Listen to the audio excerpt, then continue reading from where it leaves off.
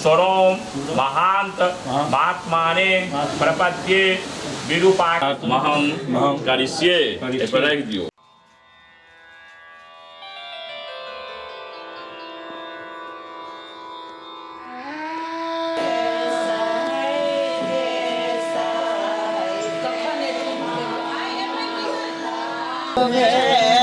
बरुआ के दादी सुबे बरुआ अपने सुबे सुबे वो में चिपका लगा दे वो बोला में चिपका चावल लगा इनसे मांगा चिन्ना ने वो में बाबू चिपका दे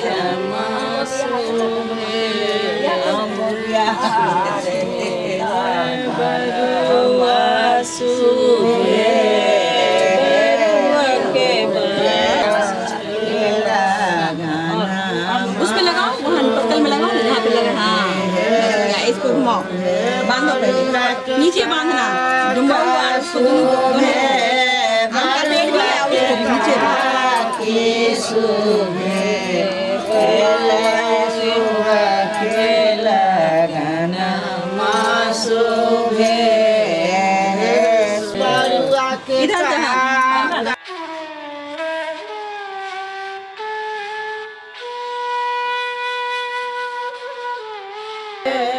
बरुआ के मामी सुबे एलाई सुबे के लगना सुबे बरुआ के काका सुबे बरुआ के काकी सुबे सुबे बरुआ के भैया सुबे बरुआ के भाभी सुबे एलाई सुबह के लगना। एक मिनट यार ले छीन के कटवा दिए वही तोड़ देना वहाँ पे जाके चाकू वाले ने अभी तोड़ लेता है ए हाथ कट गया ले जाओ चाकू नहीं अभी जाओ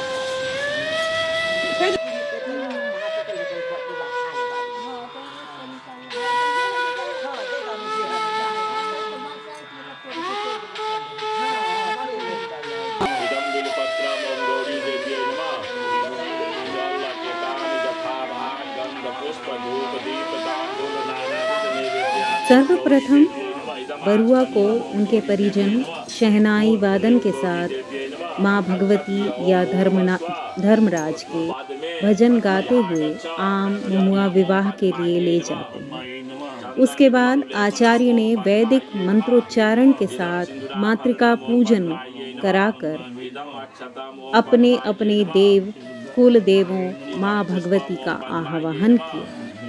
फिर धोती साड़ी जौ कुश व फल के साथ पितरों का आह्वान किया। उसके बाद चूड़ा कर्म हुआ जिसमें बरुआ का शिखा छेदन किया गया।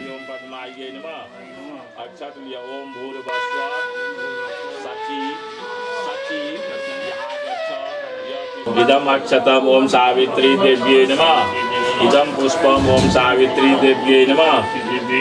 इदम दुर्वादलम ओम सावित्री देव्ये नमः। तिष्ठ जल एतानि पाद्य मार्गस्नानीय पुनराचमनीयम ओम श्रीष्टे नमः। चंदनिर्मनुलेपनम ओम श्रीहृष्टे नमः। इदम सिंदूराभरणम ओम श्रीहृष्टे नमः।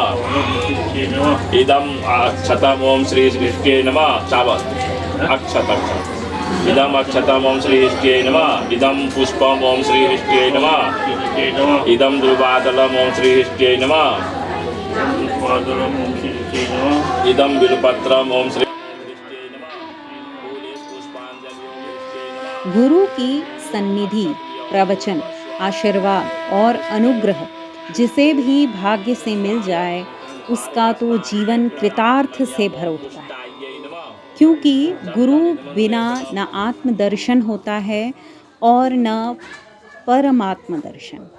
इन्हीं की प्रेरणा से आत्मा चैतन्यमय बनती है। गुरु भव सागर पार पाने में नाविक का दायित्व निभाते हैं। वे हित चिंतक, मार्गदर्शक, विकास प्रेरक एवं विघ्न विनाशक होते हैं। उनका जीवन शिष्य के लिए आदर्श बनता है। उनकी सीख जीवन का उद्देश्य बनती है। अनुभवी आचार्यों ने भी गुरु की महत्ता का प्रतिपादन करते हुए लिखा है, गुरु यानी वह अहर्ता जो अंधकार में दीप, समुद्र में द्वीप, मरुस्थल में वृक्ष और हिमखंडों के बीच अग्नि की उपमा को सार्थकता प्रदान कर सके। भारतीय संस्कृति में गुरु का बहुत ऊंचा और आदर का स्थान है।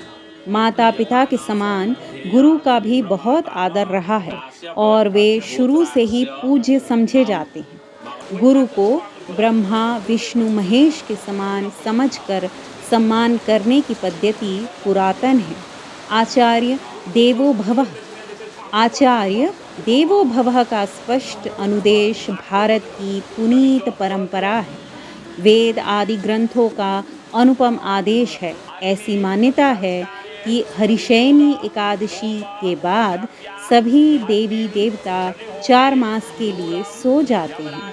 इसीलिए हरिशयनी एकादशी के बाद पथ प्रदर्शक गुरु की शरण में जाना आवश्यक हो जाता है।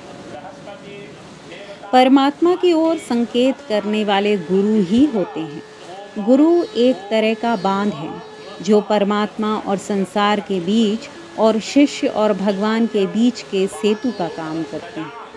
इन गुरुओं की छत्र छाया में से निकलने वाले कपिल, कणाद, गौतम, पाणिनि आदि अपने विद्या वैभव के लिए आज भी संसार भर में प्रसिद्ध हैं। इन आचार्य गुरुओं के शांत पवित्र आश्रम में बैठकर अध्ययन करने वाले शिष्यों की बुद्धि भी तदनुकूल, उज्ज्वल और उदात हुआ करती थी। सादा जीवन, उच्च विचार गुरुजनों का मूल मंत्र था। तप और त्याग ही उनका पवित्र ध्येय था। लोकहित के लिए अपने जीवन का बलिदान कर देना और शिक्षा ही उनके जीवन का आदर्श हुआ करता था। प्राचीन काल में गुरु ही शिष्य को सांसारिक और आध्यात्मिक दोनों तरह का ज्ञान देते थे। लेकिन आज वक्त बदल गया है। आज ज्ञान, शिक्षा, आध्यात्म और गुरु सभी अपना अपना मूल्य निर्धारित कर बैठे हैं।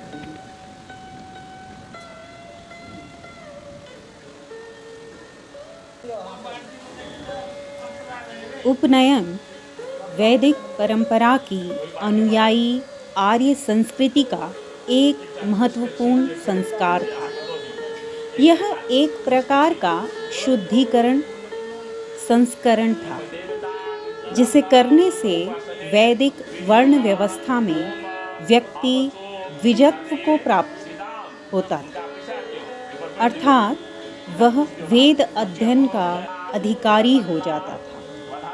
उपनयन का शाब्दिक अर्थ होता है नैकट्य प्रदान करना, क्योंकि इसके द्वारा वेद अध्ययन का इच्छुक व्यक्ति वेद शास्त्रों में पारंगत गुरु आचार्य की शरण में जाकर एक विशेष अनुष्ठान के माध्यम से वेद अध्ययन की दीक्षा प्राप्त करता है।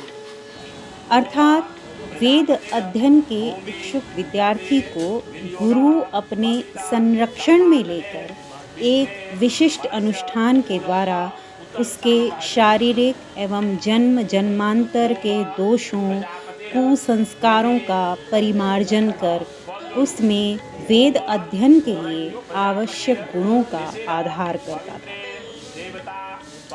उसे एतदर्थ आवश्यक नियमों की शिक्षा प्रदान करता था। इसलिए इस संस्कार को वृतबंध भी कहा जाता है।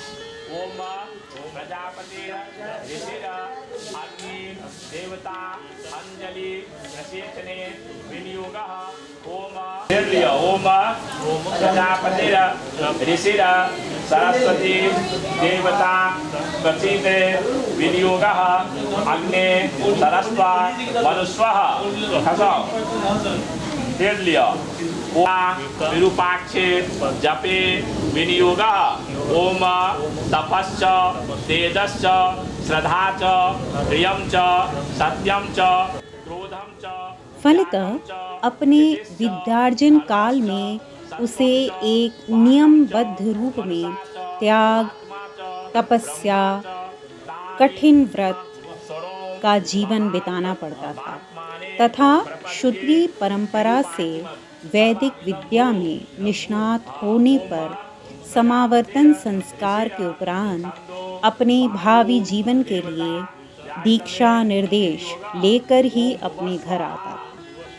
उत्तरवर्ती कालों में यद्यपि वैदिक शिक्षा पद्धति की परंपरा के विच्छिन्न हो जाने से यह एक परंपरा का अनुपालन मात्र रह गया है, किंतु पुरातन काल में इसका एक विशेष महत्व है।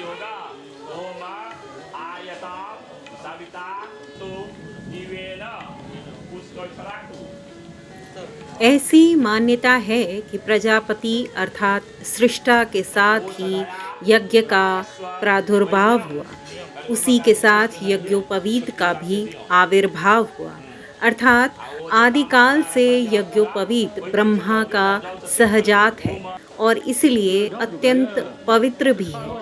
यह यज्ञोपवीत दीर्घायु, उज्ज्वल चरित्र, शक्ति और तेज युक्त हो, आगे ले जाने से तात्पर्य है कि उत्कर्ष की ओर ले जाने वाला हो, तभी तो उस यज्ञोपवीत को धारण करने वाला इन गुणों को प्राप्त कर सकेगा। यहाँ बल को त्रिविध शक्ति या बल के लिए जानना चाहिए, अर्थात मानसिक, शारीरिक और आध्यात्मिक बल प्रदान करने वाला। अभिप्राय यह है, बालक के लिए यज्ञोपवीत इन सभी ऊपरलिखित गुणों के साथ सिद्ध होकर उसे भी ये गुण प्रदान करे।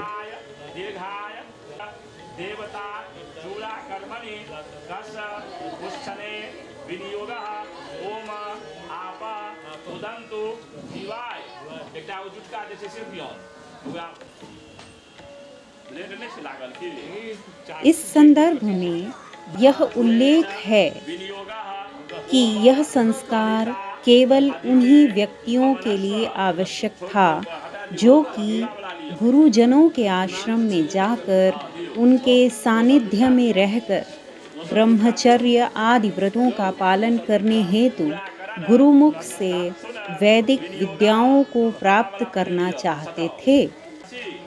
इसमें प्रत्येक वैदिक शाखा के अध्ययन के लिए उपनयन का पृथक पृथक विधान हुआ करता था। अतः उपनयन उन लोगों के लिए अनिवार्य नहीं था जो कि गुरुओं के आश्रमों में जाकर उनके नैकट्य में रहते हुए वेदाध्ययन के इच्छुक नहीं होते।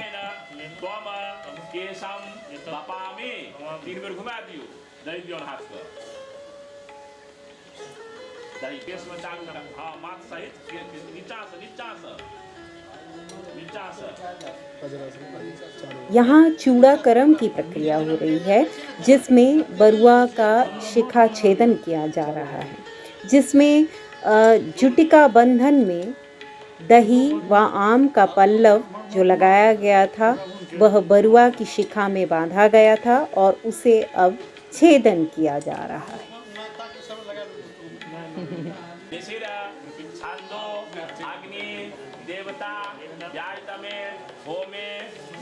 ब्राह्मण ग्रंथों में प्राप्त अंतेवासी एवं ब्रह्मचारी के विवरणों से प्राप्त होता है कि वैदिक काल में उपनयन अर्थात विद्या अध्ययन हेतु गुरु के पास जाने का आनुष्ठानिक कृत्य पर्याप्त सरल था।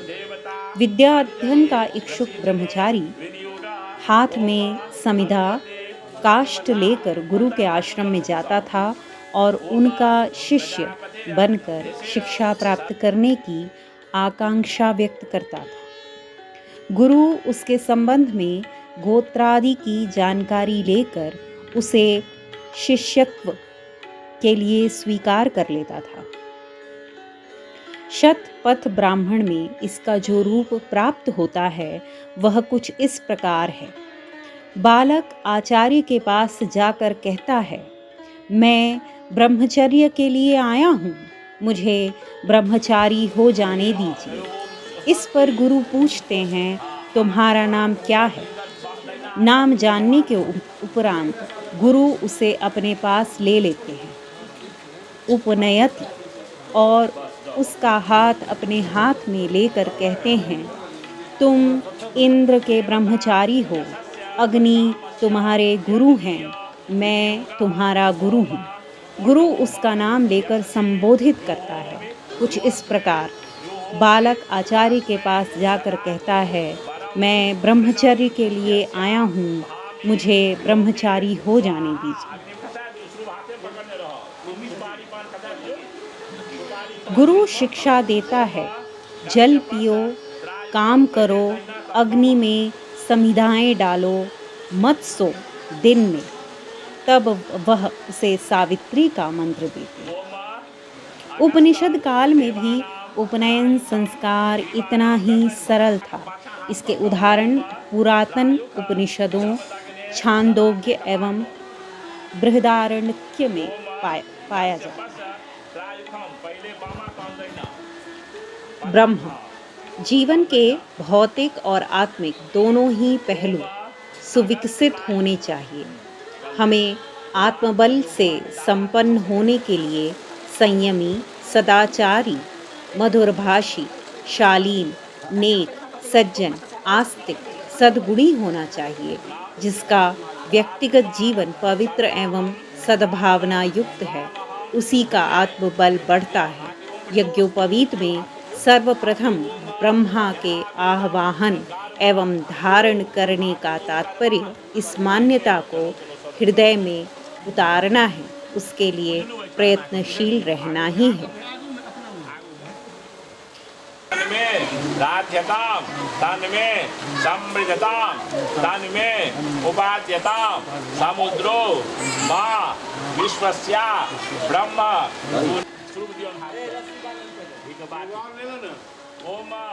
हिंदू धर्म संस्कारों में उपनयन संस्कार कुल 24 संस्कारों में दशम संस्कार है। मनुष्य जीवन के लिए यह संस्कार विशेष महत्व रखते हैं।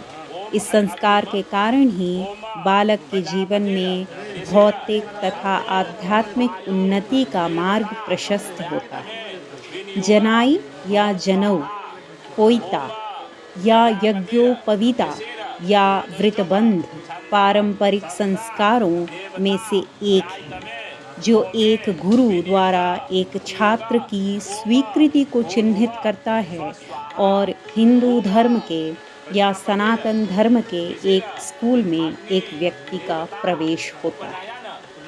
इस संस्कार में वेदारंभ संस्कार का भी समावेश है। इसी को यज्ञोपवीत संस्कार कहते हैं। इस संस्कार में वटुक को गायत्री मंत्र की दीक्षा दी जाती है और यज्ञोपवीत धारण कराया जाता है। विशेषकर अपनी अपनी शाखा के अनुसार वेदाध्ययन किया जाता है। यह संस्कार ब्राह्मण बालक का 8वें वर्ष में या 16 वर्ष तक हो सकता है। जनेऊ में मुख्य रूप से 3 धागे होते हैं। यह 3 सूत्र त्रिमूर्ति ब्रह्मा, विष्णु और महेश के प्रतीक होते हैं। यह 3 सूत्र देव ऋण, पितृ ऋण, ऋषि ऋण के प्रतीक होते हैं। यह सत्व, रज और तम का भी प्रतीक है। यह गायत्री मंत्र के 3 चरणों का प्रतीक है। यह 3 आश्रमों का प्रतीक है। संन्यास आश्रम में यज्ञोपवीत को उतार दिया जाता है। आमतौर पर यह समारोह 16 साल की उम्र से पहले किया जाना चाहिए। 3 सूत्रों वाले इस यज्ञोपवीत को गुरु दीक्षा के बाद हमेशा धारण किया जाता है। अपवित्र होने पर यज्ञोपवीत बदल दिया जाता है। नया जनेऊ पहनने से पहले स्नान के उपरांत शुद्ध कर लेने के पश्चात अपने दोनों हाथों में जनेऊ को पकड़ना होता है। जनेऊ में मुख्य रूप से 3 धागे हैं, जिसकी व्याख्या कर दी गई।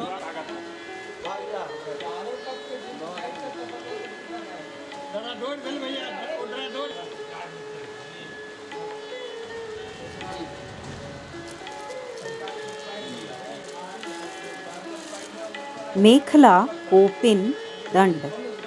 मेखला और कोपिन संयुक्त रूप से दी जाती है। कमर में बांधने योग्य नाड़े जैसे सूत्र को मेखला कहते हैं।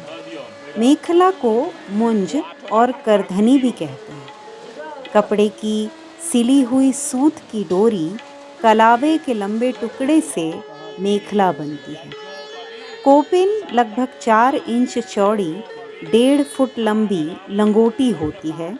इसे मेखला के साथ टाँक कर भी रखा जाता है। दंड के लिए लाठी या ब्रह्म दंड जैसा रोल भी रखा जा सकता है। यज्ञोपवीत को पीले रंग में रंग कर रखा जाता है।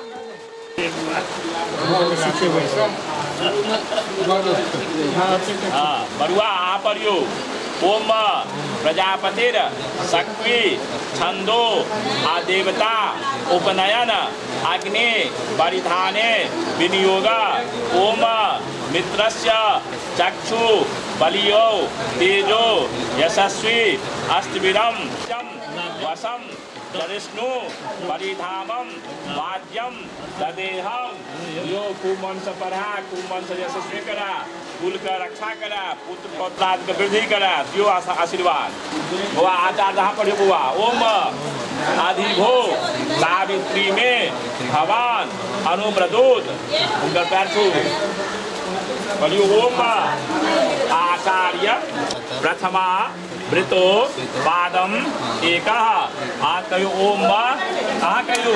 ओम ओम त्रिखंडम।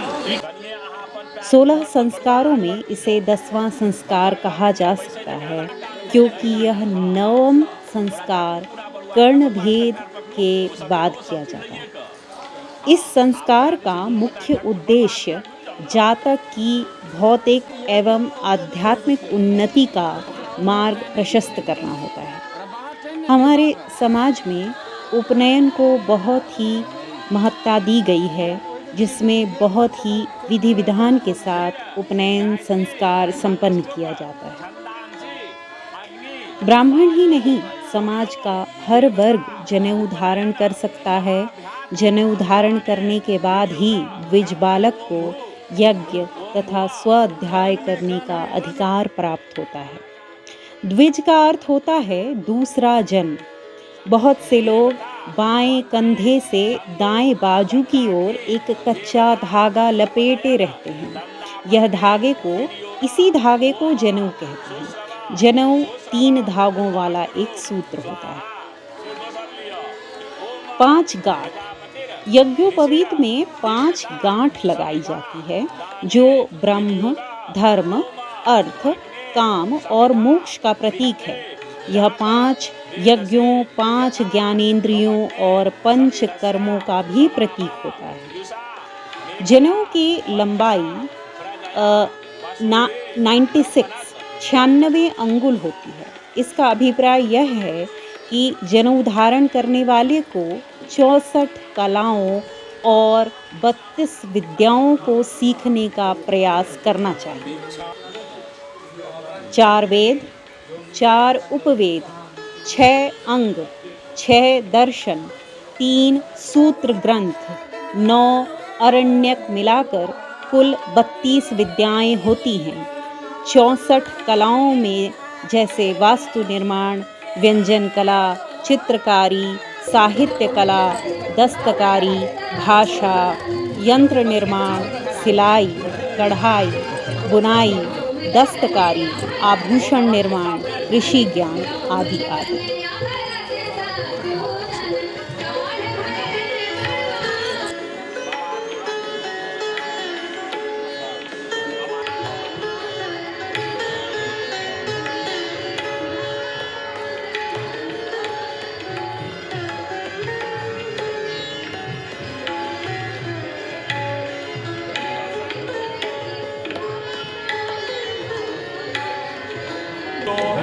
दशा दशा यथा चिदानु ये वसु अविसुना सखीना भविता दरिद्रीणां शतं भवस्या शियो ओम स्वस्ति नो इंद्रो वेदस्रवा स्वस्ति न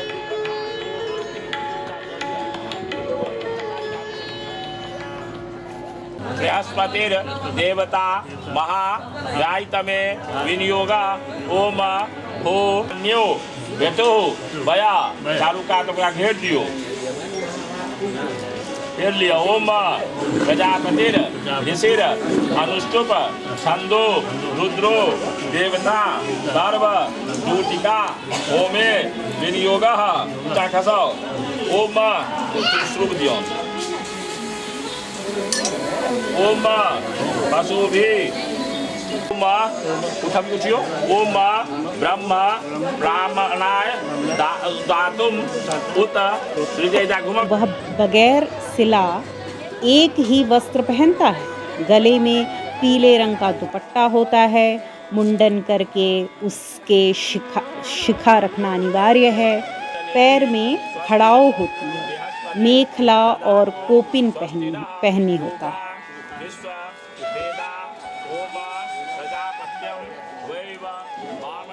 बगैर सिला वस्त्र पहनकर हाथ में एक दंड लेकर कोपिन और पीला दुपट्टा पहनकर विधि विधान से जनेऊ धारण किया जाता है। जनेऊ धारण करने के लिए एक यज्ञ होता है जिसमें जनेऊ धारण करने वाला लड़का अपने संपूर्ण परिवार के साथ भाग लेता है।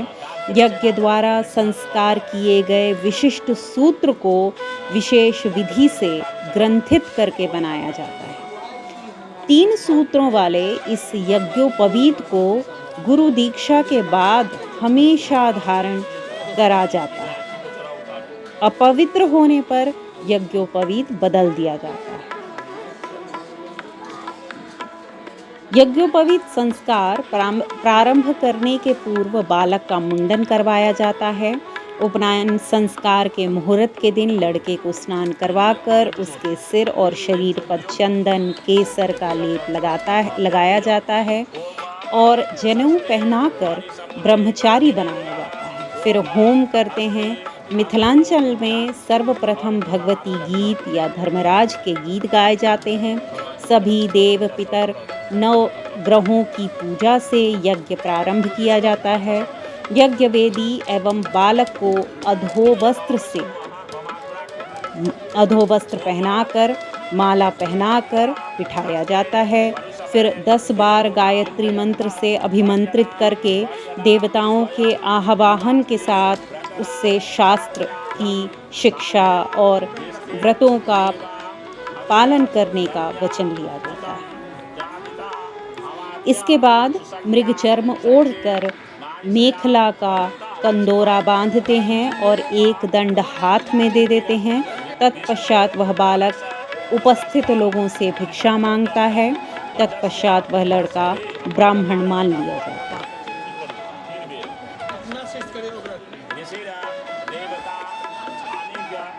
जनेऊ के नियम क्या हैं? यज्ञोपवीत को मल मूत्र विसर्जन के पूर्व दाहिने कान पर चढ़ा लेना चाहिए और हाथ स्वच्छ करके ही उतारना चाहिए। इसका स्थूल भाव यह है कि यज्ञोपवीत कमर से ऊंचा हो जाए और अपवित्र न हो। अपने व्रतशीलता के संकल्प का ध्यान इसी बहाने बार बार किया जाता है। यज्ञोपवीत का कोई तार अगर टूट जाए या 6 माह से अधिक समय हो जाए तो उसे बदल देना चाहिए। खंडित प्रतिमा शरीर पर नहीं रखते। धागे कच्चे और गंदे होने लगे तो पहले ही बदल देना उचित है। जन्म मरण के सूतक के बाद इसे बदल देने की परंपरा रही है। जिनके गोद में छोटे बच्चे नहीं हैं वे महिलाएं भी यज्ञोपवीत संभाल सकती हैं, किंतु उन्हें हर मास मासिक शौच के बाद उसे बदल देना पड़ता है। यज्ञोपवीत शरीर से बाहर नहीं निकाला जाता। साफ करने के लिए उसे कंठ में पहने रहकर ही घुमाकर धो लेते हैं। भूल से उतर जाए तो प्रायश्चित ही एक उपाय है। प्रायश्चित की एक माला जप करने या बदल लेने का भी नियम। देव प्रतिमा की मर्यादा बनाए रखने के लिए उसमें चाबी के गुच्छे आदि न बांधें, इसके लिए भिन्न व्यवस्था रखें। बालक जब इन नियमों के पालन करने योग्य हो जाएं, तभी उनका यज्ञोपवीत कराना चाहिए। जनेऊ का धार्मिक महत्व भी है। यज्ञोपवीत को व्रत बंधन कहते हैं। व्रतों से बंधे बिना मनुष्य का उत्थान संभव नहीं। यज्ञोपवीत को व्रतशीलता का प्रतीक माना जाता है, इसीलिए इसे सूत्र भी कहते हैं। फॉर्मूला। धर्मशास्त्रों में यम नियम को व्रत कहा जाता है। बालक की आयु वृद्धि हेतु गायत्री या वेद पाठ का अधिकारी बनने के लिए जनेऊ कराना अत्यंत आवश्यक है। धार्मिक दृष्टि से माना जाता है कि जनेऊ धारण करने से शरीर शुद्ध और पवित्र होता है। शास्त्रों के अनुसार आदित्य, वसु, रुद्र, वायु, अग्नि, धर्म, वेद, आप, सोम एवं सूर्य आदि देवताओं का निवास दाएं कान में होता है। अतः उसे दाएं हाथ से सिर्फ स्पर्श करने पर भी आचमन का फल प्राप्त हो जाता है। आचमन अर्थात मंदिर आदि में जाने से पूर्व या पूजा करने से पूर्व जल से पवित्र होने की क्रिया को आचमन कहते हैं। द्विज क्या होते हैं? स्वार्थ की संकीर्णता से निकलकर परमार्थ की महानता में प्रवेश करने को, पशुता को त्याग कर मनुष्यता ग्रहण करने को दूसरा जन्म कहते हैं। शरीर जन्म माता पिता के रजवीर से वैसा ही होता है जैसा अन्य जीवों का। आदर्शवादी जीवन लक्ष्य अपना लेने की प्रतिज्ञा करना ही वास्तविक मनुष्य जन्म में प्रवेश करना है। इसी को द्विजत्व कहते हैं। द्विजत्व का अर्थ है दूसरा जन्म।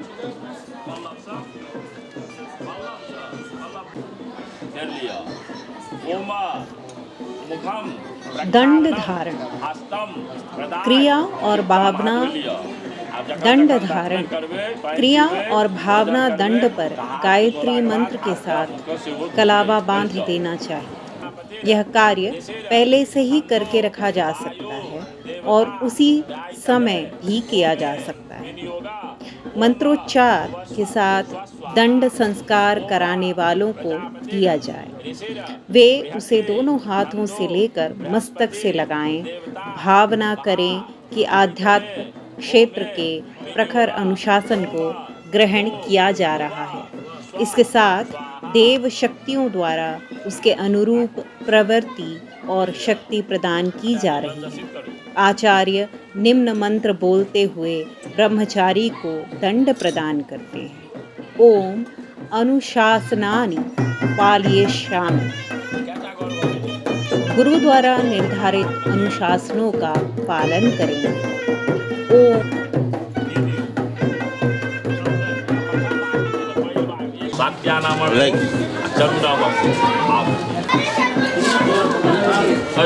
मुंह में सटा के लिए होता से नहीं वैसे मुंह में सटा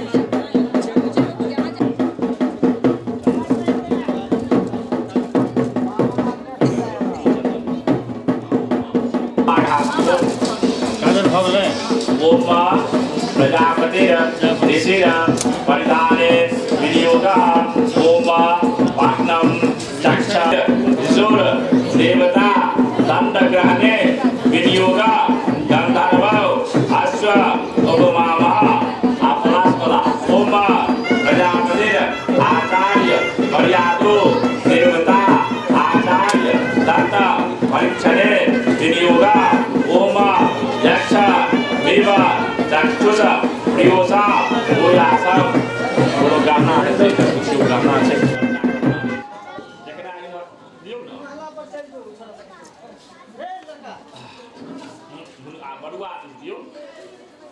राधा गणक वनस्पति वेदबंगो हे वीरस्व दियो पहिला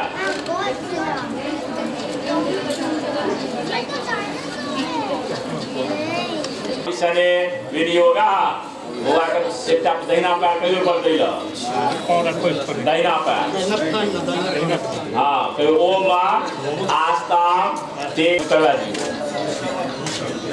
आगू करू हां फिर पाछू करू फिर कहियो ओम दोसर पैर लागू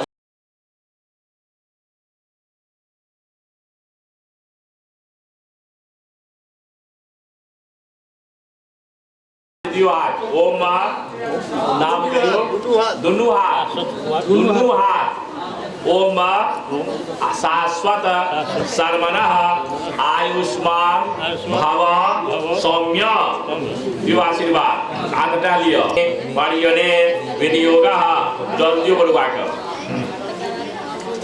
हम जल लिया ओम देव सवितु प्रसु यज्ञम प्रसु यज्ञपतिम भगायता अंजलि प्रसीचने विनियोगः ओम अनुमते अन्नमस्थाम पूरा विषाम खसो ओम प्रजापतिर ऋषिर सरस्वती देवता अंजलि प्रसीचने विनियोगः ओम सह स्वस्था मनस्था चालू कार अग्नि का घेर दियो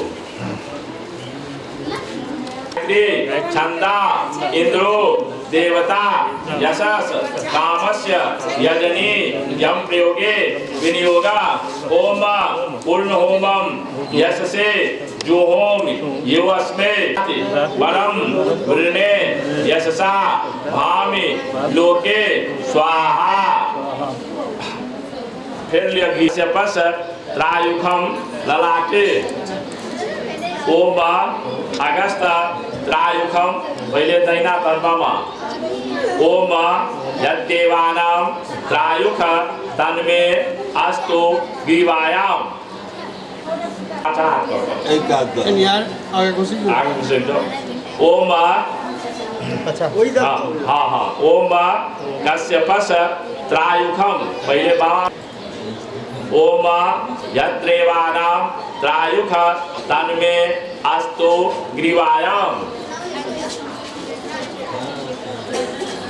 चारु होम समावर्तन होम कर्मणि कृता वेक्षण रूप ब्रह्म कर्म प्रतिष्ठार्थम इदम पूर्ण पात्रम प्रजापति दैवतम ब्रह्मा के पुत्र भारद्वाज गोत्राय नाम सर्वने ब्राह्मणे दक्षिणा तुभ्यम सम प्रददे उनका आकृति होना कि ओम स्वस्ति बमात राखू दैनाथ उनका उठाओ सदा वृतः सखा दया सचिष्टा चिदारु ये वसु अभिसुनः सखीताम ताम स्वस्तिनो एतत् मातृका आविधिक श्राद्ध निमित्तक चरु चूड़ाकरण उपनयन समावर्तन चरु होम कर्तुम आचार्यत्वेन नवल्यो सर्वने ब्राह्मणम अहम दक्षिण आगे ओम स्वस्ति आगे ओम स्वस्ति ये राखू सर्वनम ब्राह्मण चारिणः चूड़ाकरण उपनयन समावेश यंत्र समावर्तन चारु होम समासाद्य अति समावर्तन चारु सात्य होम निमित्तक एतावत द्रव्य मूल्यक हिरण्यमग्नि दैवतम वत्स गोत्राय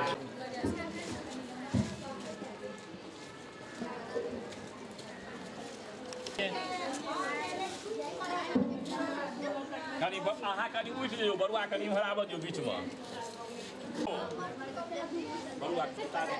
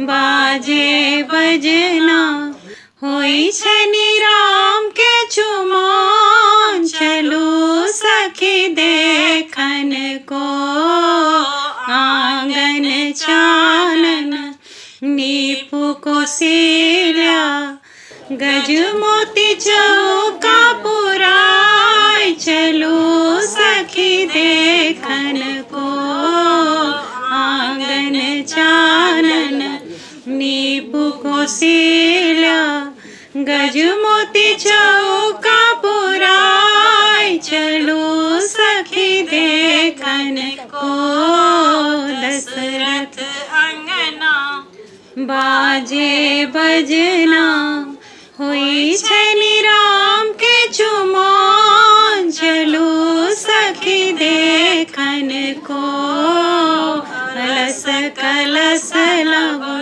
पुर हर साजल मानिक दियरा सजाय चलो सखी देखन को अलस कलस नव पुर हर साजल मानिक दियरा सजाय चलो सखी देखन को दशरथ अंगना बाजे बजना हुई शनि राम के चुमान चलो सखी देखन को कचही बस के डलवा बुनाओल ताही सजल दुविधान चलो सखी देखन को कचही जे बस के डलवा बुनाओल ताही सजल दुविधान चलो सखी देखन को दशरथ अंगना बाजे बजना हुई शनि राम के चुमान चलो सखी देखन को अछत लय मुनि सब आयल शुभ शुभ शब्द सुनाय चलो सखी देखन को दूबी अछत लय मुनि सब आयल शुभ शुभ शब्द सुनाय चलो सखी देखन को दशरथ अंगना बाजे बजना हुई शनि राम के चुमान चलो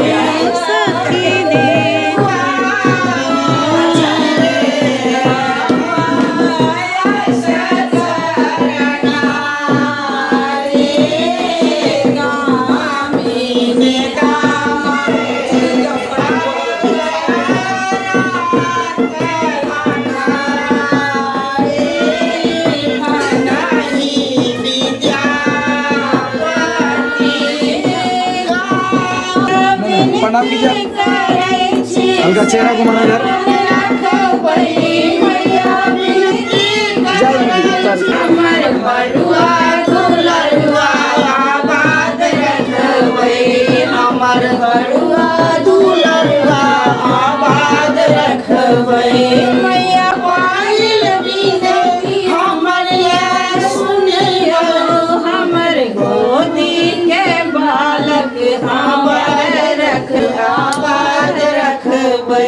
मैया बिनती करै छी से ध्यान रखबै मैया बिनती हमर बरुआ दुलरुआ आबाद बिनती हमर सुनिए मैया दोसर बिनती हमर सुनिए हमर सीत के सिंदूर आबै मैया बिनती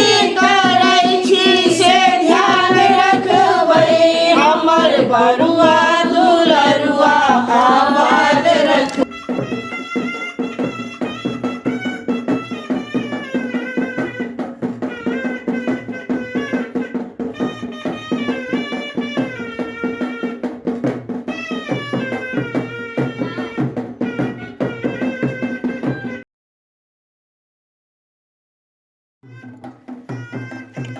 के पतियाल जाए तरे मोर प्रियतम पास हिय नहीं सहाया असह दुख रे भेल सावन मास हिय नहीं सहाया असह दुख रे भेल सावन मास के